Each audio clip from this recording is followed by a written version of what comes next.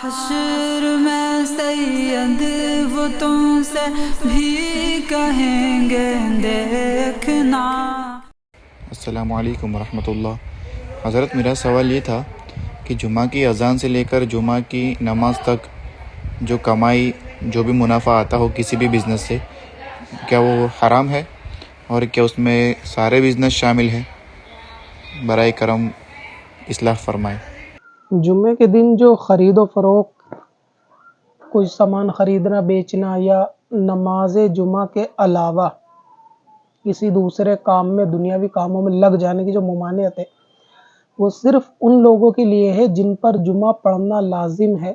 یعنی جو جمعے کی نماز پڑھیں گے، جن پہ شریعت نے جمعہ فرض کیا ہے۔ اگر کوئی مسافر ہے، اس پہ جمعہ اگر فرض نہیں ہے، یا گھر میں خواتین ہے یا کوئی مریض ہے اور ان لوگوں پر جمعہ پڑھنا واجب نہیں، تو جمعے کے دن وہ اس دوران بھی یہ سب معاملات خریدنا بیچنا سامان کا کر سکتے ہیں۔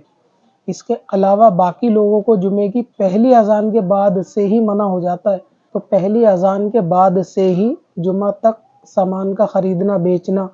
یا سامان کے اوپر مول بھاؤ کرنا بھی یہ جائز نہیں ہے۔ لیکن اس دوران اگر کوئی شخص سامان خریدتا یا بیچتا ہے اور اس سے جو ملنے والی رقم ہے، تو وہ رقم اس کے لیے جائز ہوگی، کیونکہ اس سے کوئی بے فاسد نہیں ہوتی اور اس سے کوئی خرید و فروخت کے مسائل کے اندر کوئی خرابی پیدا نہیں ہوتی، جبکہ خریدنے بیچنے میں کوئی اور کراہت، کوئی اور رکاوٹ یا کوئی اور معاملہ پیش نہ آیا ہو۔ تو اس لیے اگر کوئی جائز چیز خریدتا بیچتا ہے تو وہ ایسا کرنے کے عوض میں گناہگار ہوگا کہ بھئی اگر جمعہ چھوڑ کے یا جمعے کے وقت جب بیچنا خریدنا منع ہے، لیکن اس کی کمائی گئی رقم جو ہے وہ حلال ہوگی۔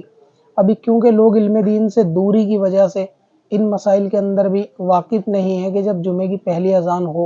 اور جن پر نماز پڑھنا واجب ہو، ان کو اذان کے بعد سے نماز تک صرف جمعے کے لیے ہی پریکٹیکل ہو جانا لازمی ہے اور اس کے علاوہ دوسرے کام بند کرنے چاہیے، لیکن ابھی ایسا ہوتا نہیں ہے۔ جیسے ہی خطبے کے لیے امام صاحب کھڑے ہوتے ہیں، لوگ اس وقت بھی مسجدوں میں بھاگتے ہوئے آتے ہیں، اور خطبہ چل رہا ہوتا ہے وہ تب بھی مسجد میں چل رہے ہوتے ہیں، اوپر جا رہے ہوتے ہیں، نیچے آ رہے ہوتے ہیں۔ تو یہ بھی خطبے کے دوران جو شخص حاضر ہو گیا اس کو چلنا پھرنا بھی حرام ہے، لیکن لوگ ایسا ہی کر رہے ہوتے ہیں، ایک دوسرے کے اوپر سے کراس کر کے آگے جا رہے ہوتے ہیں، اور یہ سب علم دین کی کمی اور جہالت کی وجہ سے۔ اور اس کے بعد مسلمان یہ رونا روتا ہے کہ وقت خراب ہے، حالات ہمارے حساب سے نہیں ہیں، کافروں نے، ظالموں نے جو ہے وہ معاملات کو خراب کیا ہوا ہے، مسجدوں میں اذانیں بند ہیں وغیرہ وغیرہ۔ تو یہ سب معاملات ہوں گے کہ جب آپ دین اس طرح کے مسائل سے بھی حرام حلال کے واقف نہیں ہوں گے کہ کاروبار کرنا کب تک جائز ہے اور کب کاروبار چھوڑ کے اللہ تبارک و تعالیٰ کا فضل تلاش کرنے کے بارے میں حکم آیا ہے، خاص طور سے جمعے کے لیے کہ وہ نماز کے لیے آ جائیں، تو مسلمان اس وقت تک گھر سے نکل کے آتا نہیں ہے۔ تو یہ حالات جو ہیں وہ خود اعمال کا نتیجہ بھی ہوتا ہے، لیکن یہ کہ پیسہ ہوگا حلال، باقی عمل جو مسلمان کا ہے وہ ناجائز ہے۔ اور بعض معاملات ایسے ہوتے ہیں کہ جن کا حکم خارجی طور سے ہوتا ہے کہ اس کے اندر جو بندے نے کام کیا ہے وہ کام اگرچہ درست ہو جائے گا، لیکن کام کے کرنے کی وجہ سے اس کو گناہ ملے گا، اور یہ ایسا ہی ایک مثال ہے کہ جمعے کے دن اذان کے بعد سے کاروبار کا کرنا۔ تو اس لیے جب جمعے کی اذان ہو جائے تو کاروبار بند کر دینا چاہیے، خرید فروخت وغیرہ سب کچھ ختم کر دے اور نماز کے لیے تیاری کرے، نماز کے لیے جو تیاری، اپنا غسل کرے جو بھی، اور مسجد کی طرف چلا جائے، نہ سامان بیچے نہ کسی سے سامان خریدے۔